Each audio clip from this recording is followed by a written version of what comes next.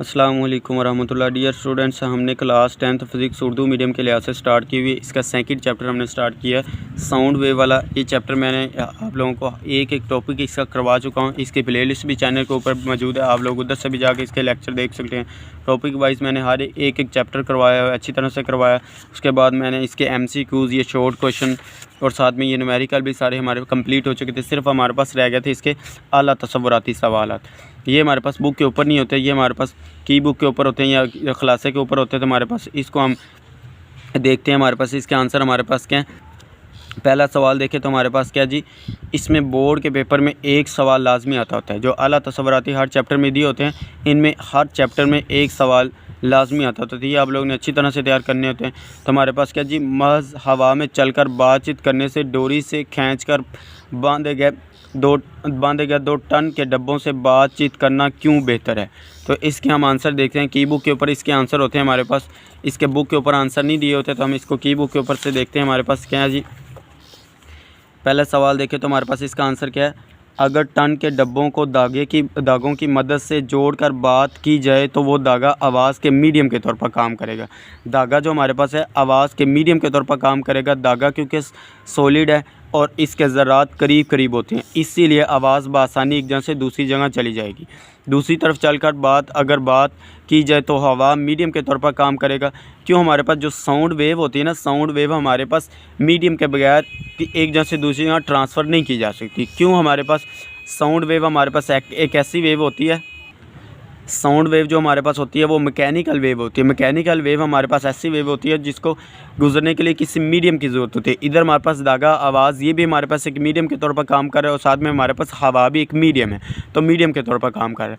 इसीलिए हमारे पास इसमें आवाज़, इसके हमारे पास हवा के ज़रात क्या होते हैं, हमारे पास दूर दूर होते हैं, तो इसीलिए आवाज़ बआसानी नहीं जा सकेगी। तो ये हमारे पास था पहला सवाल। दूसरा सवाल देखें तो हमारे पास क्या है, हम एक जैसी लाउडनेस की साउंड से बोलने वाले शख़्स को इनकी साउंड से बआसानी शनाख्त कर सकते हैं, ये कैसे मुमकिन है।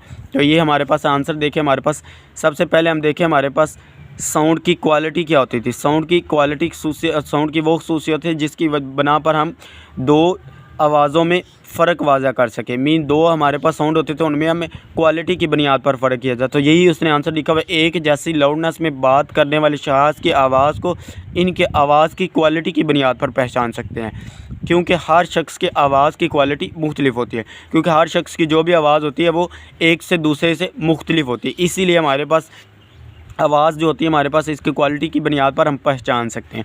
तो ये हमारे पास इधर से लेके इधर तक आंसर है। ये छोटे छोटे शॉर्ट क्वेश्चन होते हैं हमारे पास, इसका कंसेप्चुअल होते हैं। तो ये आप लोगों ने इसका आंसर देख के, तो हमारे पास आंसर आप लोगों ने इसको अच्छी तरह से तैयार करने होते हैं। इसका तीसरा सवाल देखें, हमारे पास एक गोल नुक्कर के पीछे से आप एक गोल नुक्कर के पीछे से अपने दोस्त की साउंड सुन सकते हैं लेकिन उसे देख नहीं सकते, ऐसा क्यों है। साउंड वेव गोल निकर की दीवार के साथ साथ रिफ्लेक्शन की वजह से मुड़ जाती है, क्योंकि साउंड वेव को हवा एक जगह से दूसरी जगह लेकर जाती है। इसीलिए आप अपने दोस्त की आवाज़ तो सुन सकते हैं मगर उसे देख नहीं सकते। ये हमारे पास था तीसरा सवाल। उसके बाद हमारे पास ये 4 वाला सवाल, ये बोर्ड के पेपर में पहले पूछा जा चुका है। एक स्टीरियो का वॉल्यूम मुकम्मल तौर पर कारपेट बिछे कमरे में बानिस्बत बगैर कारपेट वाले कमरे के ज़्यादा होता है, ऐसा क्यों है। क्यों, हमारे पास अगर जनरल देखा जाए तो जो हमारे पास कोई कमरे होते हैं उसमें कलीन बिछा होता है। तो जिस कमरे में हमारे पास कलीन बिछा हो, कलीन का काम क्या होता है, एनर्जी को जज़ब कर लेता है। जब एनर्जी को जज़ब कर लेगा तो हमारे पास जो आवाज़ होगी वो मदम सुनाई देगी। बगैर कमरे में, जिस कमरे में हमारे पास कारपेट नहीं बिछा होगा, तो आप लोग उधर जाके आवाज़ से बोलेंगे तो हमारे पास उधर आवाज़ ज़्यादा सुनाई देगी, उसकी आवाज़ हमारे पास जज़ब नहीं होगी। क्यों, हमारे पास उधर कलीन नहीं बिछे होते। इसमें हमने सूती निगाहबानी की जो अहमियत पढ़ी थी, उसमें हमने टॉपिक देखा तो उधर हमारे पास कलीन और साथ में पर्दे का भी जिक्र था। तो पर्दे भी जो हमारे पास होते हैं, पर्दे हो गए, या हमारे पास कारपेट वाले कलीन वाले कमरे होते हैं, उनमें हमारे पास आवाज़ कम होती है। तो इसका आंसर देखें, कारपेट साउंड की एनर्जी को जज़ब कर लेता है और आवाज़ की रिफ्लेक्शन नहीं हो पाती, इसीलिए कारपेट बिछे कमरे में स्टीरियो की आवाज़ मदम सुनाई देगी।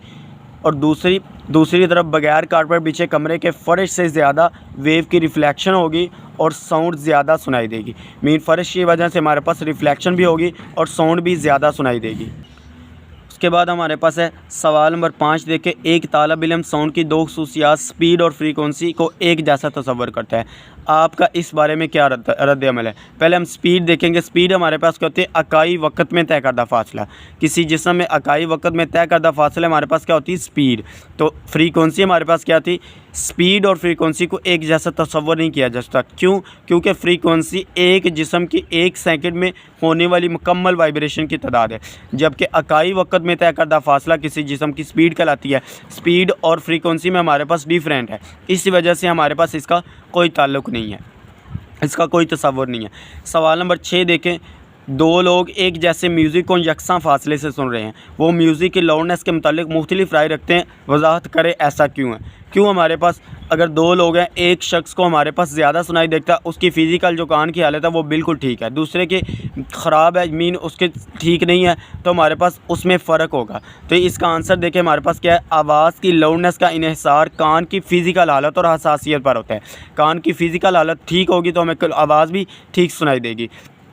दो शहाज़ के कान की फ़िज़िकल हालत और हसासियत मुख्तलिफ हो तो आवाज़ की लाउडनेस के बारे में दोनों का ख्याल भी मुख्तलिफ होगा। जिसके कान की फ़िज़िकल हालत ज़्यादा बेहतर होगी, इसकी लाउडनेस ज़्यादा महसूस होगी, उसको लाउडनेस ज़्यादा महसूस होगी, आवाज़ उसको ज़्यादा महसूस होगी। जिसके कान की फ़िज़िकल हालत दुरुस्त नहीं होगी तो उसको आवाज़ की लाउडनेस कम लगेगी, कम सुनाई देगी, मीन उसको कम सुनाई देगी क्योंकि उसके कान की फ़िज़िकल हालत ही दुरुस्त नहीं है, तो इस वजह से उसको आवाज़ की सुनाई भी, लाउडनेस भी कम सुनाई देगी। उसके बाद हमारे पास है सवाल नंबर 7 11.7 हमारे पास है, क्या साउंड की गूंज और रिफ्लेक्शन के दरमियान कोई फ़र्क है, वजाहत करें। गूंज इस वक्त पैदा होती है जब आप किसी सख्त सतह से टकराकर यानी रिफ्लेक्ट होकर वापस आती है, बशर्त ये कि आवाज़ पैदा करने वाले जिस्म और सख्त सतह का फासला 17 मीटर। हमारे पास टोटल डिस्टेंस कितना होता था, 34 मीटर। 34 मीटर का हाफ हमारे पास क्या था, ये हमने टॉपिक में भी पढ़ा था। गूंज और रिफ्लेक्शन वाले टॉपिक में मैंने आप लोगों को ये करवाया हुआ था कि हमारे पास टोटल जो डिस्टेंस होता है वो 34 होता है, 34 मीटर होता है, उसका हाफ हमारे पास क्या आएगा, 17 मीटर हो और आवाज़ 0.5 सेकंड के अंदर वापस आ जाए। लिहाजा गूंज और रिफ्लेक्शन एक ही चीज़ है, गूंज और रिफ्लेक्शन। और साथ में इसमें यह भी पूछा जा सकता है गूंज और इको भी हमारे पास एक ही चीज़ है। इको, गूंज और रिफ्लेक्शन तीनों का एक ही नाम है।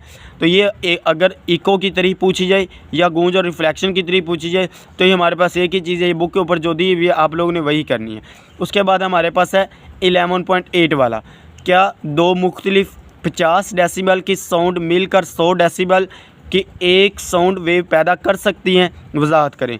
डेसिबल डीबी जो हमारे पास है किसी एक आवाज़ की लाउडनेस को मापने का यूनिट है। हमारे पास क्या है, आवाज़ की साउंड की लाउडनेस का एक यूनिट है।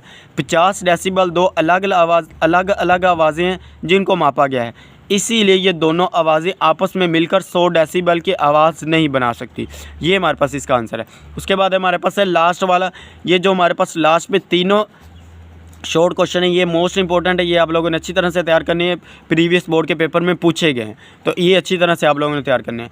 मेडिकल के फील्ड में अल्ट्रासाउंड क्यों फ़ायदेमंद है, तो इसको हम देखते हैं। हमारे पास क्या, अल्ट्रासाउंड वेव को मुख्तलिफ बीमारियों की तशख़ीस के लिए इस्तेमाल किया जाता है। इनकी मदद से थायराइड ग्लैंड से तस्वीर लेकर इनका इलाज भी किया जा सकता है। ज़्यादा ताकतवर अल्ट्रासाउंड वेव की मदद से शरियानों में जमे खून के लोथड़ों का इलाज भी किया जा सकता है। ये हमारे पास इसका आंसर है। तो ये भी मोस्ट इंपॉर्टेंट शॉर्ट क्वेश्चन है, तो ये आप लोगों ने अच्छी तरह से तैयार करना है। इनमें से बोर्ड के पेपर में एक लाजमी सवाल आता है, तो ये आप लोगों ने अच्छी तरह से तैयार करना है।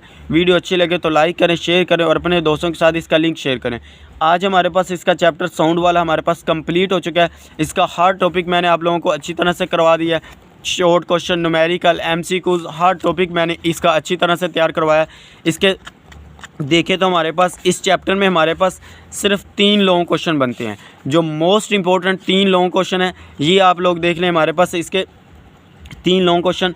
साउंड की खसूसियात, पहला लॉन्ग क्वेश्चन हमारे पास क्या बनता है, साउंड की खसूसियात। उसके बाद हमारे पास है ये साउंड की खसूसियात अगर पूछे तो हमारे पास इसकी एक लाउडनेस साउंड की खसूसियात है, पिच, क्वालिटी, इंटेंसिटी, ये हमारे पास इसकी साउंड की खसूसियात हैं। तो इसमें देखें हमारे पास ये भी आप लोगों ने इसमें लिखना है। क्यों, साउंड की लाउडनेस बहुत से अवामल पर मुनहसर होती है।